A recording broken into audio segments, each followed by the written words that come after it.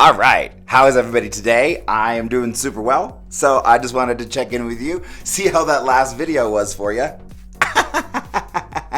Surprise! Sometimes, because I, for the most part, I look pretty like functional and normal, right? Until, my brain starts to collapse. And then people are like, oh, wow, like, you weren't kidding. I'm like, nope, surprise. So anyhow, now that everybody's had a chance to see what I call magical me, when I'm, clearly having neurological issues. But yeah, that's just the state of things for me these days. And, sorry if that got, a little bit like, leave Brittany alone. Hopefully it wasn't too crazy. I honestly thought that was going to be an easier topic to talk about, but clearly I have a lot of, unresolved stuff in there. So sorry about that if it got a little emotional. But, I have made a commitment to this process of being completely transparent and honest with you, right? I only come in here, I do one take, that's it, and I just ask that I be, a channel for information to flow through me. And it's something that I chase in here, right? It's something that I discovered in the quilting cowboy world. Ooh, by the way, super exciting. Look what I did this weekend. Oh, hooray!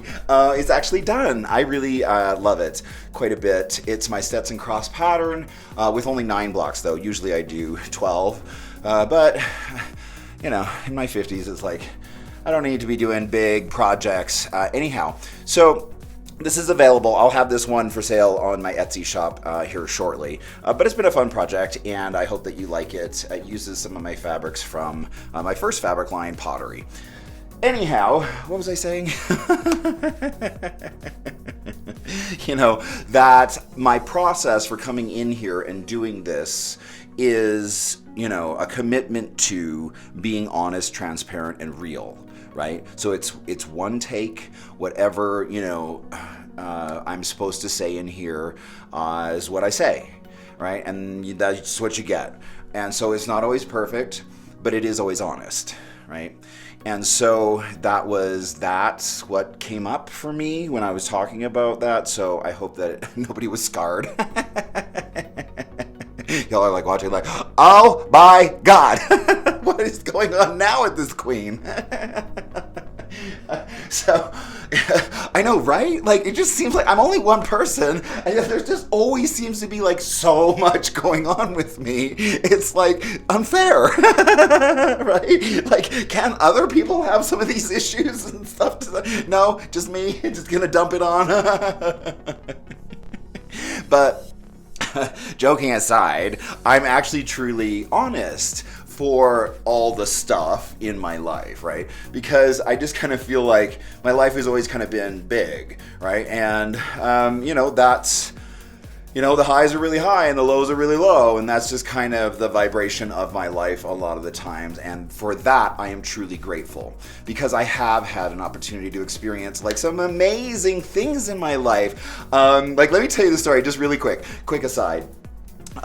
So as a performer, I wanted to get into the Broadway show Fosse, and I'd already, I've been doing the ballet company thing for, close to 15, 20 years, at this point.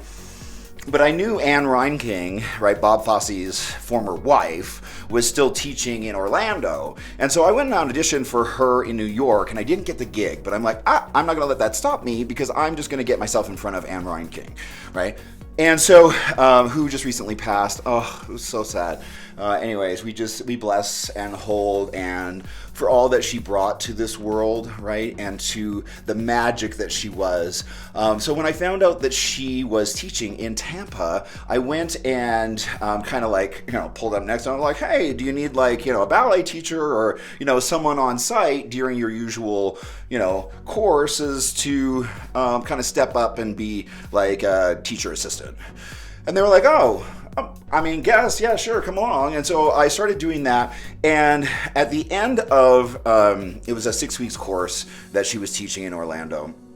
And anyhow, I went and did that. And the end of the 6-week course, there was 2 performances. One was a student performance, and the other one was a public performance. And the student performances were far more creative because we were doing a bunch of stuff that we choreographed, right? Whereas the public performance was stuff like, from Anne's past, and we did like a whole bunch of Fosse work, and there was a bunch of numbers that we did. Oh, and by the way, at the end of the 6 weeks, she did offer me a contract in the Broadway show Fosse. So that was my first Broadway show, and that's how I did that. But anyhow, let me tell you, like, what happened at the student performance. I choreographed this piece with this little ballerina, and she was really good for her age. And then there was this musician that was there as well who played Spanish guitar. And so we did this whole number, and it was like phenomenal. And I'm like, dude, I'm not pulling out all the stops, right? Because I know like this is my audition moment for Anne Reinking on stage. And so, I put it all in there. And at the very end, so the guy is like playing the Spanish, music and guitar and everything, and he's rocking out, and we're just like, and I'm throwing her in the air and whatever and catching her. But the last move that we did was this move where I took her waist, and it was like Dirty Dancing, right? Remember that move in Dirty Dancing where it's called a pressage, when you push the girl over your head, only holding her by her hips, right? And so we did that lift like this, but then at the very end, she drops, so her legs swing down onto my waist, and then I drop to my knees. I'm gonna have to move back over here, right? And so we're like this in the lift, and then we go bam like this, and we both do a full layout like this. I don't know if you can see that, but so we're both like that, and she's laying on the ground that way, and I'm laying on the ground this way, and just total like flat. So in half a second, we go from this lift to bam, right? At the very end of this Spanish guitar number. Anyhow, the audience went bananas. And because it was mostly like a student performance, it was mostly students and stuff, like people were screaming, honey. And it was like so exciting and so fun. And so anyways, we did that. We brought the house down with that number. It was so fun. Anyhow, long story short, we're after the performance, and sorry, I need to catch my breath for a second. I'm old. So at the end, Anne comes up to me after the performance, and she has Julie Andrews in tow, like with her, and they walk up to me like and they introduce themselves like I don't know who they are. Like, come on, hi, right? And then Julie Andrews, she says to me, you really are very good. And then stupid me, like, I can't just be normal and like, oh, say thank you, whatever else like this. No, I have to be cute, right? And so, like, do you remember the line that Liza says in Cabaret?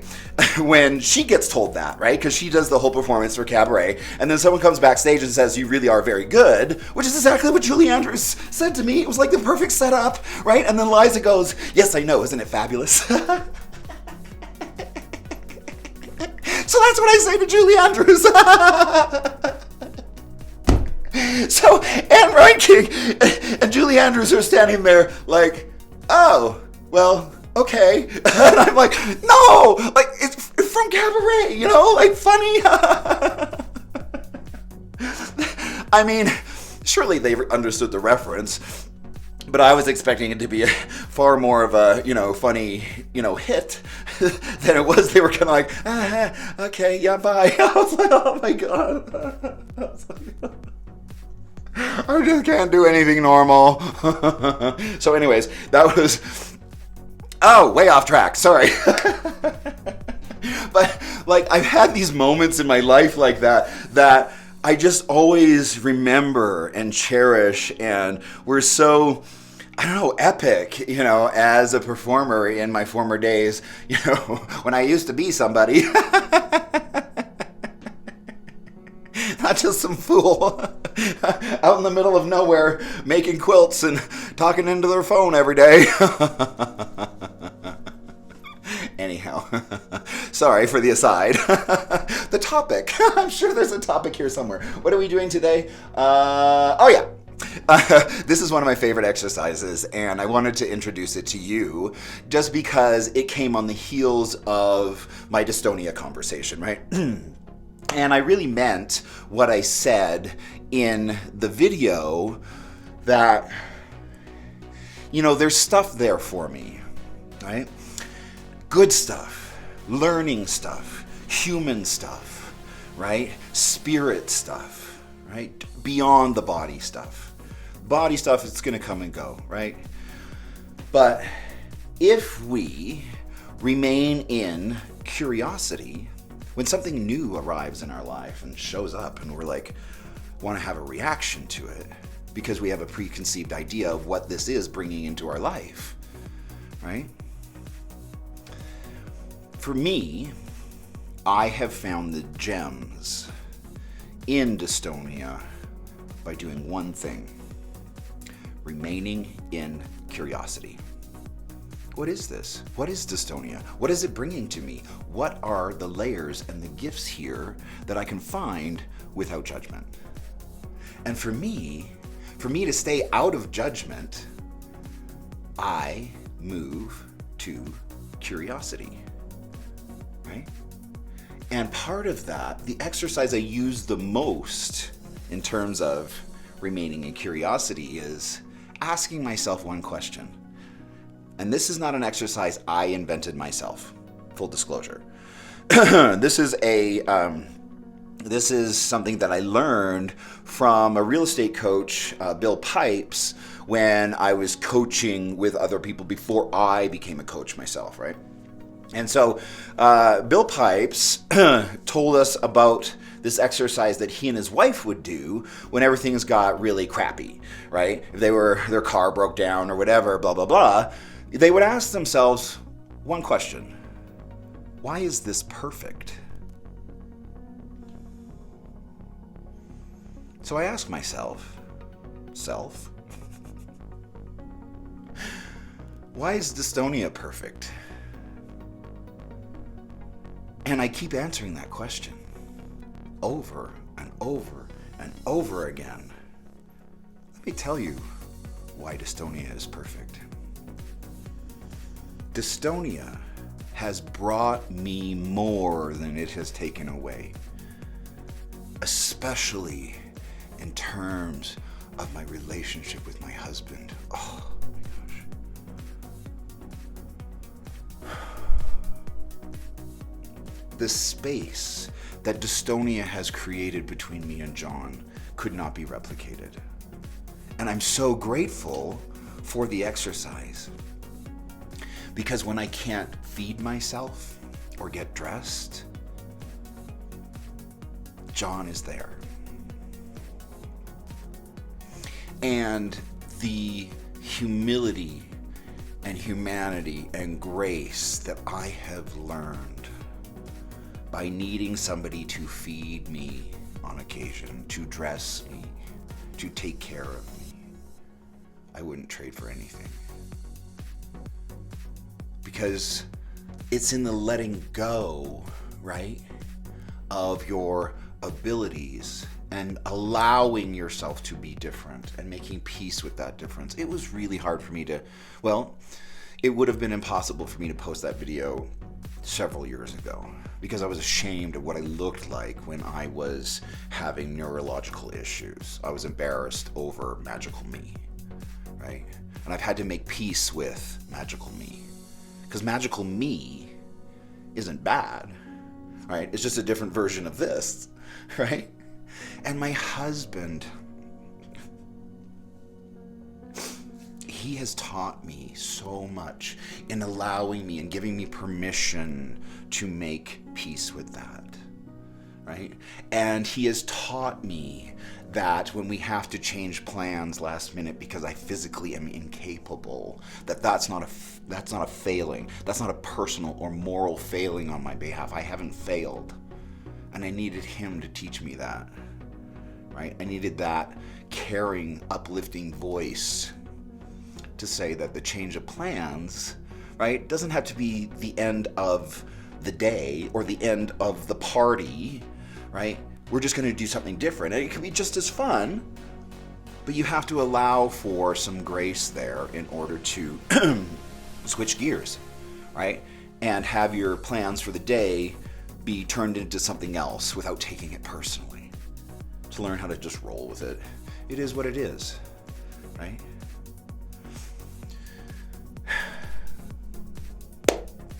So for that experience and that exercise of me and my husband, dystonia has been perfect. Dystonia has taught us and brought us as a couple a closeness and an intimacy that I don't think we would have experienced otherwise. It has brought us so much more closer because I depend on him, like constantly, almost daily, right? I'm not a fully functioning being anymore. I do my best, right? But I deal with this thing every day. And most mornings I'm good, and as the day goes on, I kind of, start to fall apart a little bit, and things get a little weird, as my brain gets tired. It just can't process. And so I gotta let that be, right? And so that's, wow, there's that grace there again.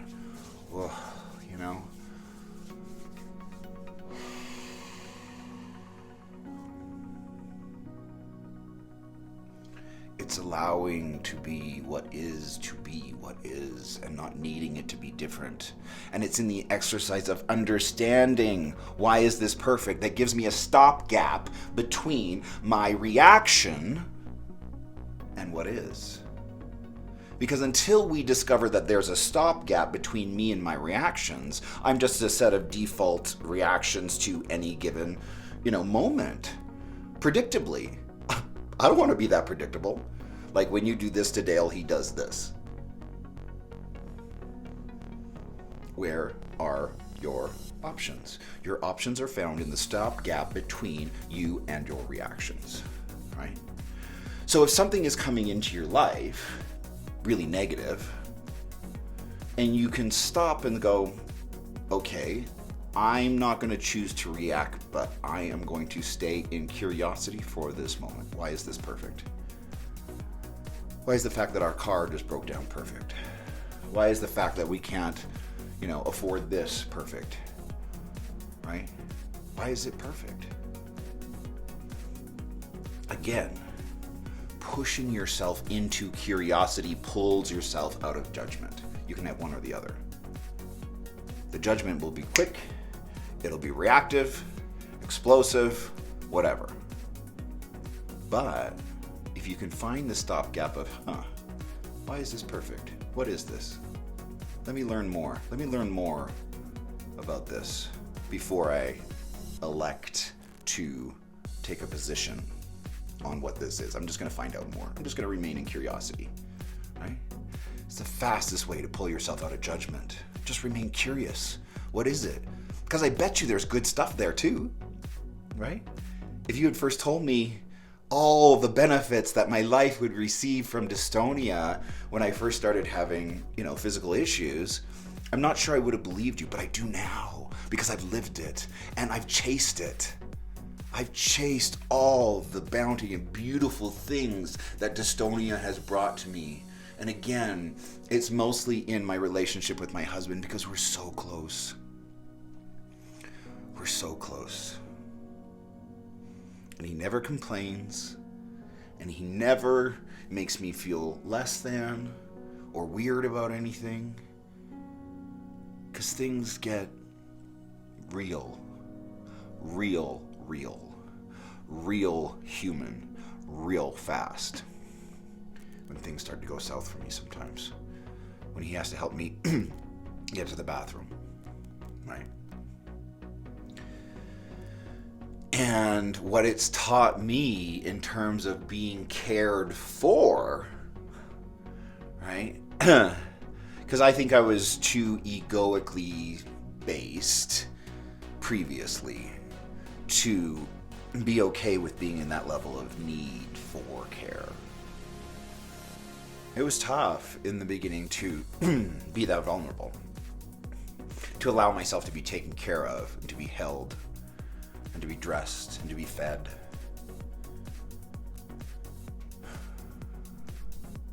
But it's not something I would ever trade. There's real value there, not only for me, but for me and John in our relationship.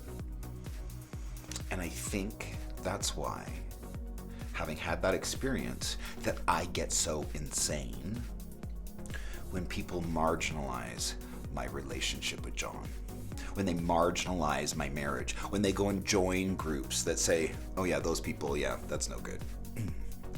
Because what they're not seeing is the hours that man has held me when I'm little more than a writhing vegetable who can't comprehend what's going on, right? Who's so far gone, neurologically speaking, that I have no control over anything.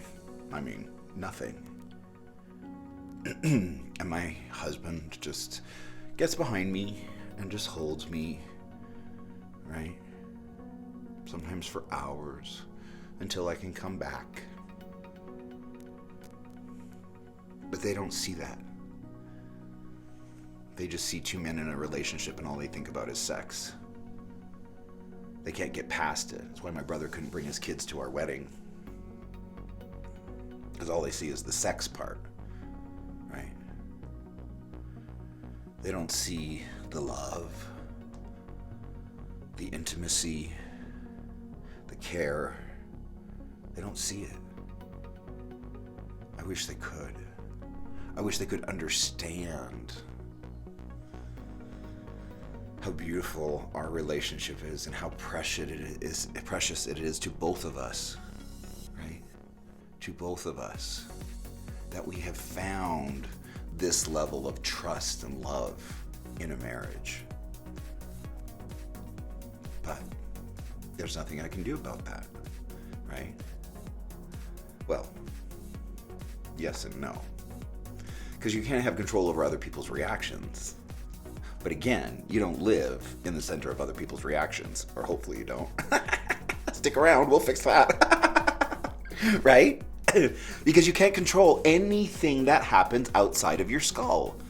But again, that's not where you live. You live in here, and you have control, complete control, over everything that goes on in there.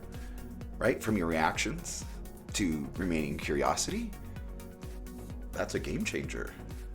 So, when you find yourself in difficult situations, ask yourself, why is this perfect? Force yourself to come up with a list. It will change your perspective on everything. Because it just allows you to step back from the human ego and allow for grace. In my books, Jack is so, he's so angry, right, over being diagnosed with a potentially crippling neurological movement disorder. He's angry. He's really angry. But even that, being able to describe and author books from that point of view, oh my gosh, that alone is worth dystonia. Yeah, bring it on. I'll take that. Because I'm able to describe from a first-hand perspective of what a neurological storm is like from in here, right? And that makes for a really interesting story. And for me to be able to color it and to bring the experience of what that's really like, wow. I mean, it gives purpose to my dystonia. It gives so much more purpose that I'm able to language and describe these amazing, fantastical things that I experience when I'm on the backside of my brain because I can't get to the front side, right? When I'm in a vegetative state, pretty much, my brain is flatlined, non-functioning, right? There are places that I have gone to and visited that you might find interesting. So look at all these benefits, right? And again, I could be like Jack and I could just be mad, right?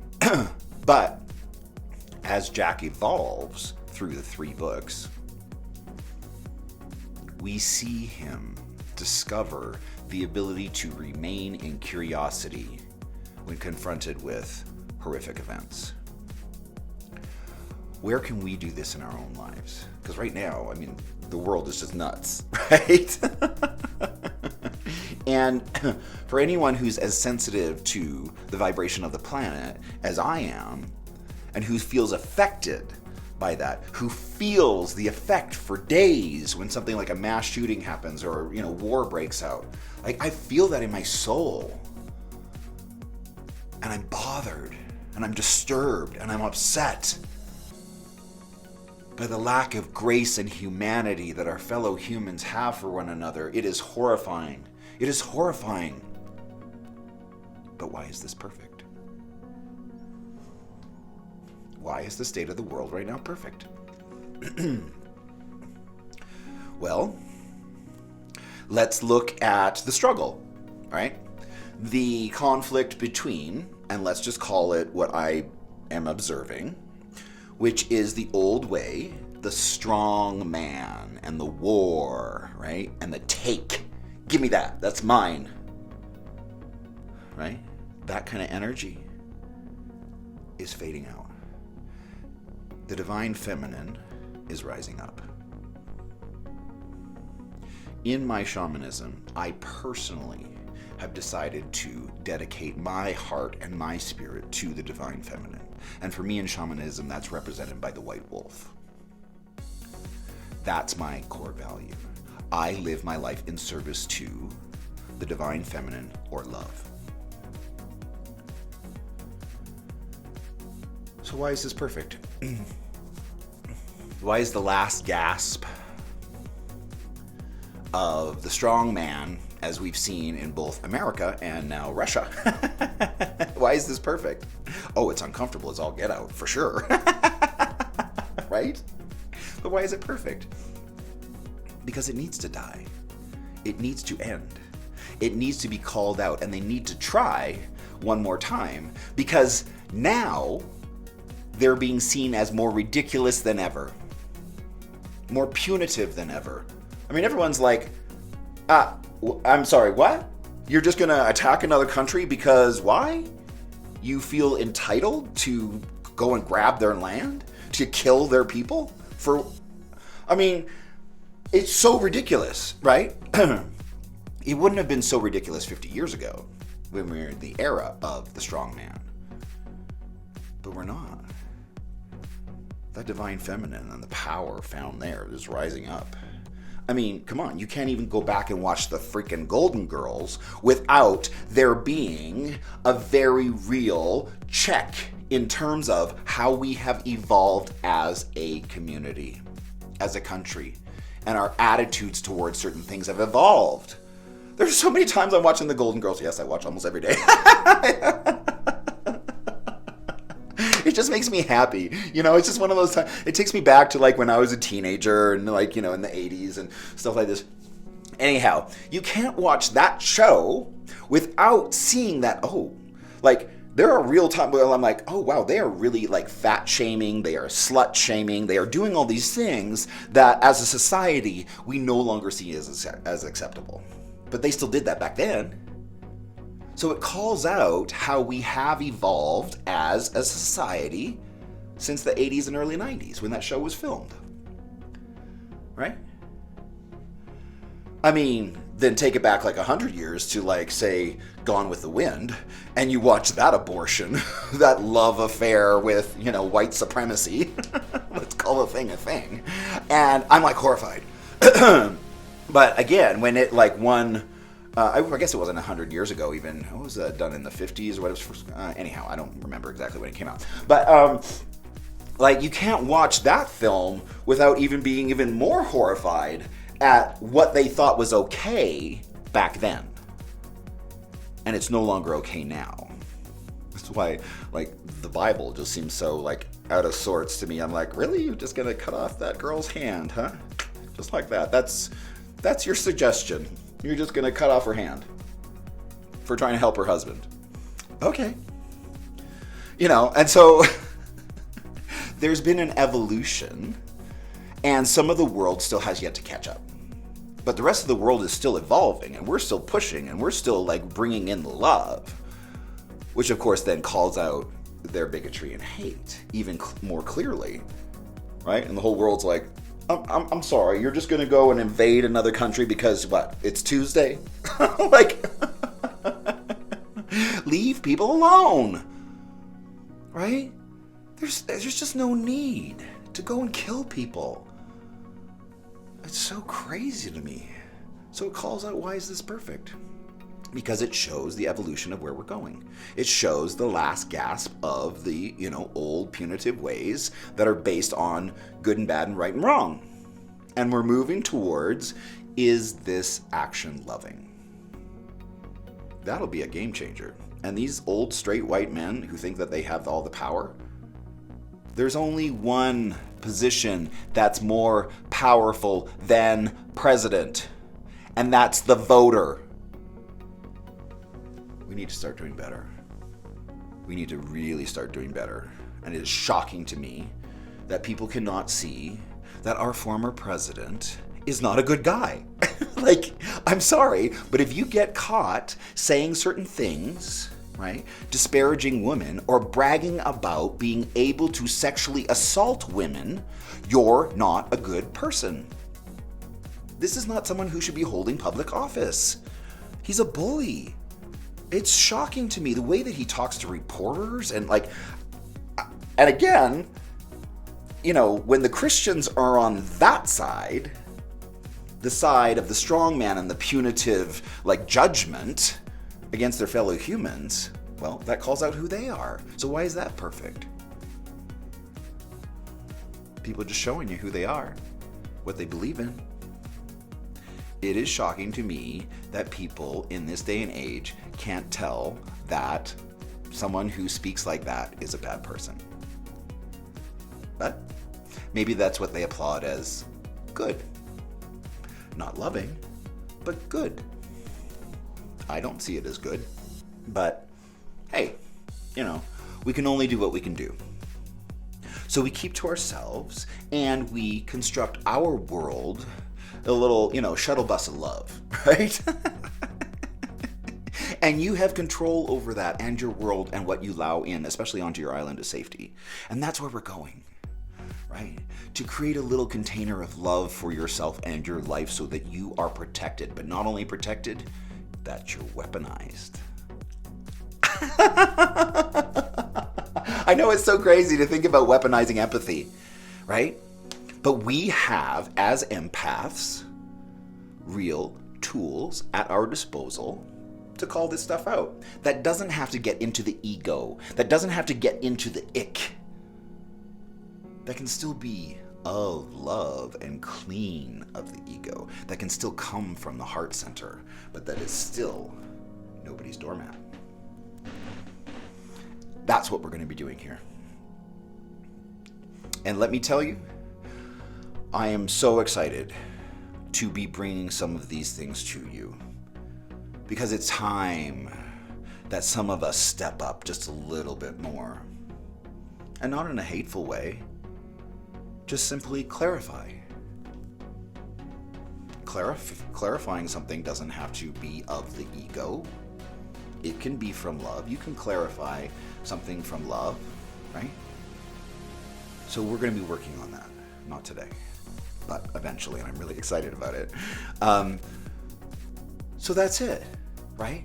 I want you to think about whenever something new is brought into your life, what are the lessons? What is it serving you? How is this a benefit?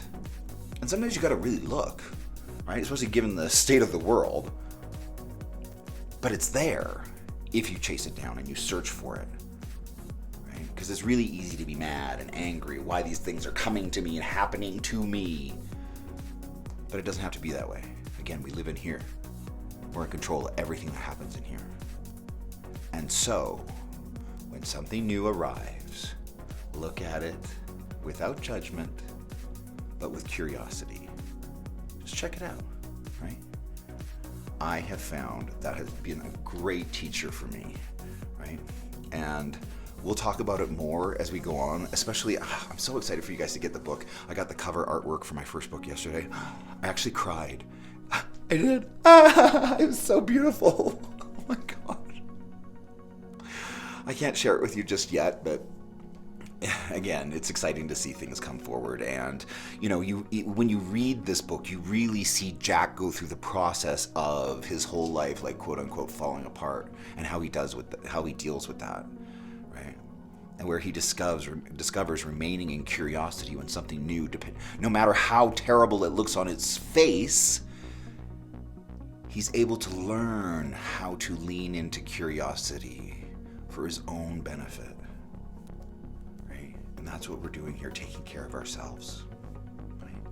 So that's it for today. I hope you have a beautiful day, and I hope that you have a joyful day, and whatever else, don't forget to dance it out. Oh yeah, baby, let's get it.